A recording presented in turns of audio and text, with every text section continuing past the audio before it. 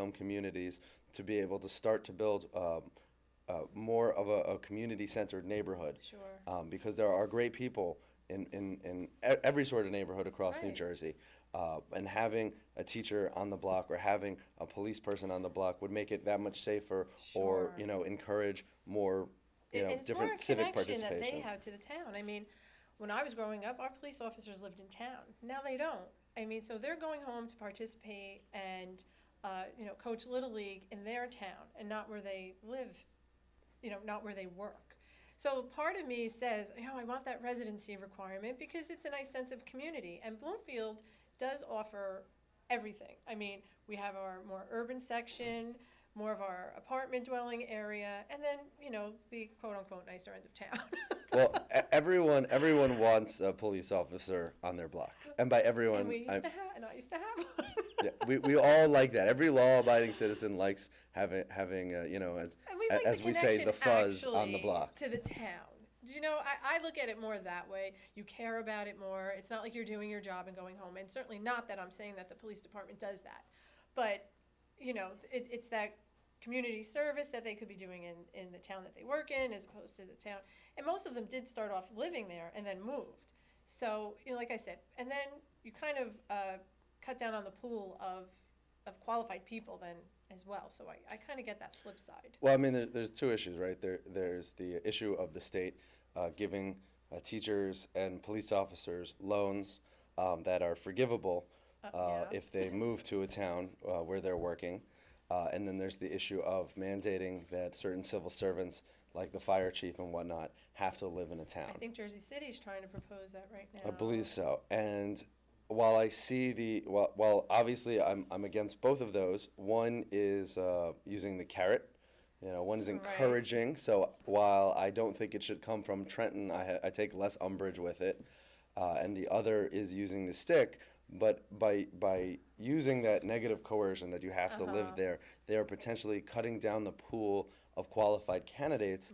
Right. And in a managerial position or managerial levels, you really want, even if it's someone from the neighboring town who's going to come in, it's different from having the firefighters on the block, Right. living in the area and being part of the local community and being, very easily to get to or have a short commute to work or whatnot.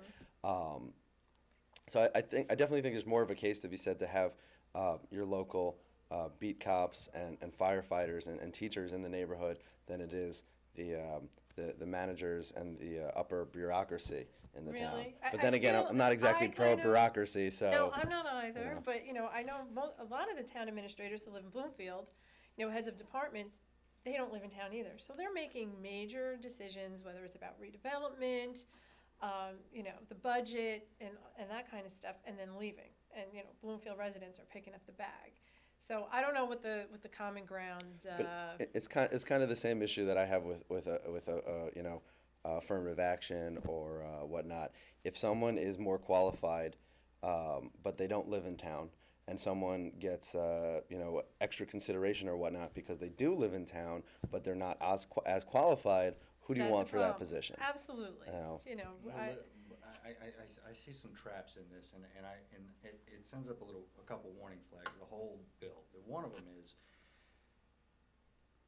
if a person has to be bribed to live in a town that they're going to work as a Good way civil of putting servant, you got to ask Good way of yourself, putting it. there's a different problem there, right? Exactly. And it's like somebody. Now we just had a guy in Indiana, right, who was thrown out of office after 40 years. It's just an example. I'm going to get back to New Jersey, but Dick Lugar didn't even live in Indiana. He didn't live in his district, Right. and didn't have a problem with it. Thought it was okay. His disconnect became so great. The guy had been sitting there for so long, he thought he was untouchable. Right.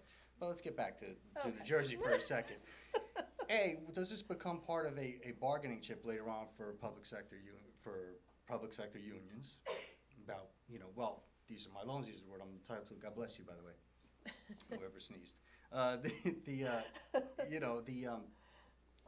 We're entitled to these no interest loans. Where does this come from? I mean, Right. why can't we get the players in the particular town or community to play a part in their town? Isn't that part of the problem in these neighborhoods that are going the wrong way, that people are not involved enough. Absolutely. So now we're gonna basically say, well, we'll give you no interest as long as you live here, but the interest gets picked up somewhere, does it not? The money gets loaned to them from somewhere, does it Yes. not? From a So- taxpayer, I would Exactly. imagine. It's all coming out of Now our we're pockets. subsidizing people to stay in neighborhoods that they should be playing a part in Right. already? Do you see where I'm going with this? And, I'm totally against it coming out of the wallets and the pocketbooks of the taxpayers of the state of New Jersey.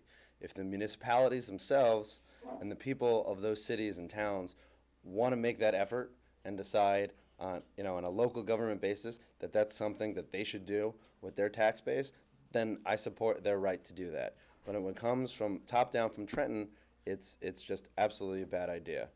There is also the other issue that we haven't discussed, that that the state of New Jersey has dozens and dozens and dozens of boroughs and towns and cities, and it creates a bureaucratic nightmare when it comes to overhead. Every little town has a superintendent, has a fire chief, Right. has several levels of brass when it comes to police and fire.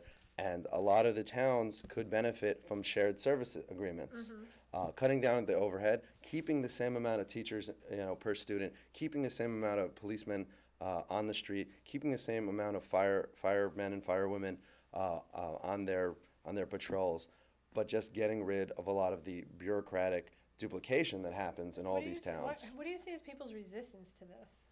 People see it as an attempt to merge municipalities. Right. And I understand their caution. People live in a town because it has an identity, because they made a conscious decision to live there, Right. and I respect that. And there are people like I'm originally from Teaneck, New Jersey, so I go to my parents fairly often, and the county executive, Kathy Donovan, she Josh, I think you have to hold that. 'Kay. Hold that thought, because we're coming up on a break. Thank you. Thanks. I was not. I was not paying attention to the signal. Can you jump out in front of me? What are we doing here? We're wrapping up. Like I got the number part, but Just run up and put your hand over remote. is it dance move? Oh, it's so funny. I was like so intense on what you were talking about Oh my god. that eventually we're gonna get to this tax stuff.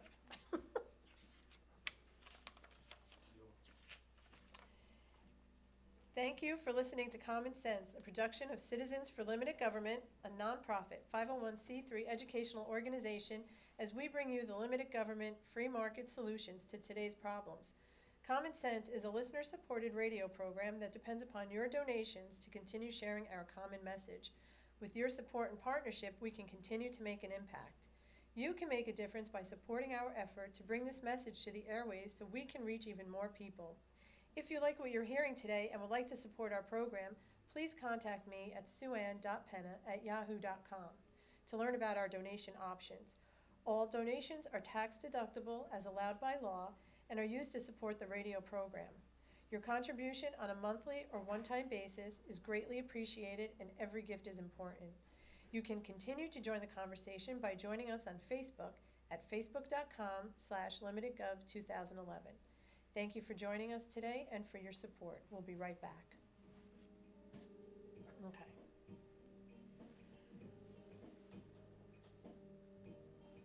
Alrighty. This hour goes by fast. We have Yeah. like 20 minutes, okay? Just want to finish up my statement about Absolutely. The more I look over this, the more I'm upset by it. By the loan? Oh, I absolutely. think you're right. I think it's Okay, everyone, thank you and welcome back. We're here with our guest host, Eddie Malabarca, and Josh Einstein, a writer for SaveJersey.com. Josh, we were talking about shared services and yeah. So I was just saying Please. that the real issue facing a lot of New Jersey, and the reason that our property taxes are so high, is the fact that every little municipality has its own police force, has its own school district and school system, and has its own fire department.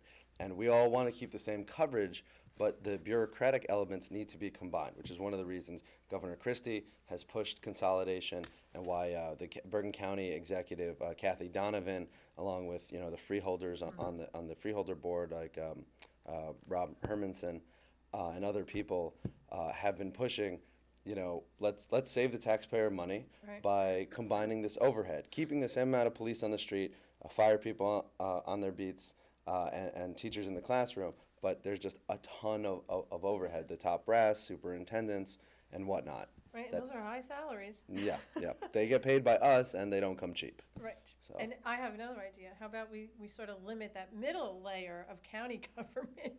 Hey, that's fine by me Someone told me too. if I ran for freeholder, they'd vote for me if I said that I'd get rid of county government. I said, well, it's not such a bad idea. I mean, there's a whole other layer of bureaucracy. I mean, and things that you never thought your government would be doing and supporting, and what goes on in Essex County. It's nice that we have a zoo. It's nice that we have Kipps Castle, but that comes at a high cost. And when we're talking about us being in the most the worst economic situation since the Great Depression, and You have to they're make building on priorities. the Turtleback Zoo. Listen, I'm an animal lover, love the zoo. It really is a nice little place, but priorities. Well, listen, I come from, I like to call it a Soviet one-party state of Hudson County. Oh, yes. So- Well, I did have the pleasure of living in North Bergen for a few years, so So, I mean, I get that. one day we'll have options, and maybe we can reform the county government, but whenever my heart despairs, I look to Bergen County to see what the Republicans are doing there with lowering the county portion of people's taxes, Uh-huh. and I see, they're constantly auctioning off surplus county property, and just lowering the cost of business for the county government. So it warms my heart. To see someone's you know. doing something. Yeah. There is hope, right? There is hope out there. Well, it- we're getting away too. We're just getting away further and further with all these grand plans. We're getting away from private donorships to things like zoos or libraries. And Right. all of that expenditure money that we used to have to say, you know what, I'm going to give my fortune to the zoo when I die. It's going away with every grand plan that they come up with. And this is our problem. We're going the wrong direction. Right. Nobody wants to take the cut. Nobody wants to say, we're going to limit Nobody it. wants to say they're going to make the cut. They're going to make the cut. Yeah, you're right. You're right. Right. Nobody wants to take it. Nobody wants to make that Right, cut. and it's the wrong direction, it's just the wrong, we're making plans for bigger government, even when we say we don't want it sometimes, it's, all these things, they sound like great ideas. Who doesn't want a cop or a fireman to live in their town or get a loan or be able to afford things, but when you say What's the no reality? interest, the reality is, when you really start digging, no, it's not what's happening. The problem is you're actually even burdening the cop. One day that guy is gonna end up paying more in taxes just to live himself. Exactly. Right? So we go round and round. I think that's why our police and firemen moved out. At least that's what they told me. The taxes are too high. Here, you can have the gun. The I'm leaving. irony of it all. The irony of it all. Well, I mean, it's Here's like, the hat, here's the Oh, hose. God. put out the fire Have a nice yourself. day. I mean, it's exactly what you're talking about. Government is crowding out everything else in civil society. There's a segment of our population that believes that civil society equals government solutions. And that's not the traditional American way of looking at things. That has never worked in